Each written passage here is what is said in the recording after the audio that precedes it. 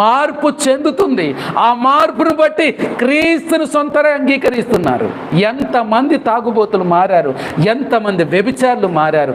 యేసు క్రీస్తు ప్రభు ప్రకటించినటువంటి సువార్త మార్గం మారు మనసుకు సంబంధించింది కానీ మత మార్పుకు సంబంధించింది కాదు. మారు మనసుకు సంబంధించింది కానీ మత మార్పుకు సంబంధించింది కాదు.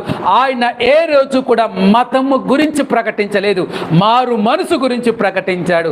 పాపుల విషయ పశ్చాత్తాపం గురించి ప్రకటించాడు. ఆ మాట విన్నటువంటి అనేక మంది తమ జీవితాలు దేవుని సమర్పించుకొని మారు మనసు పొందారు. దొంగలు మారారు.